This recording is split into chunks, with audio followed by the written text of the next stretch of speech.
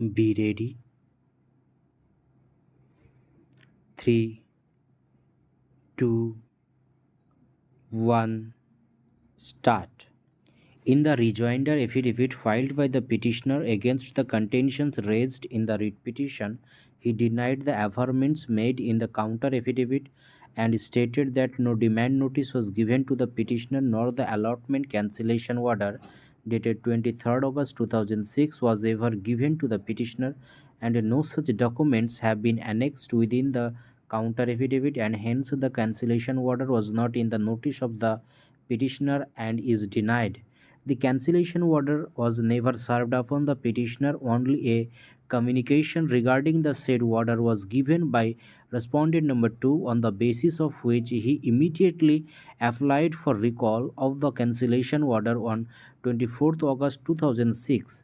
Since respondents number 2 and 5 were not considering the recall of the cancellation order and were planning to take possession of the property of the petitioner, and thus he had to file the writ petition, it is apparent that they delayed the decision on recall application deliberately, and hence they cannot claim any extra charges from the petitioner except those provided in clause 11 of the brochure. It is further submitted that there is no government order dated 20th November 1999 on record, and in the brochure there is no provision that once a allotee defaults in payment of installment, the casting guidelines of the government order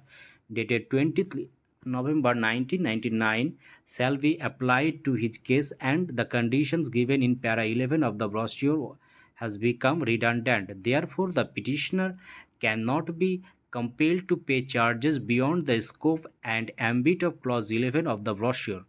It is further contended that why the prevailing rate on 9th October 2006 was taken into consideration when clause 11 of the brochure did not provide the same, which has not been explained by the respondents. It is further provided that, according to clause 11 of the brochure, if the highest bidder oblique auction purchaser wants restoration of the cancellation order within 1 month from its cancellation, then he is required to deposit the entire due amount with panel interest and 7% restoration charges of the value of the land, and thereafter an order of restoration of his allotment order shall be passed, and the remaining cost of the plot shall be payable as per the terms and conditions agreed earlier para.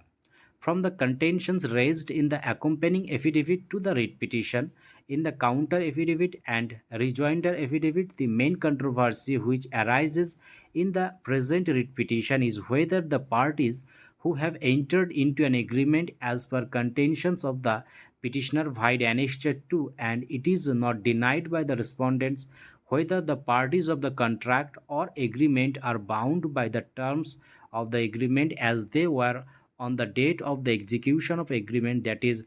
1st February 2005. Annexure 2 of the writ petition is the agreement executed between the parties. Admittedly, the agreement was executed in between Mirror Development Authority and the petitioner, a copy of which is annexed as Annexure 2 to the writ petition. Stop. Thank you.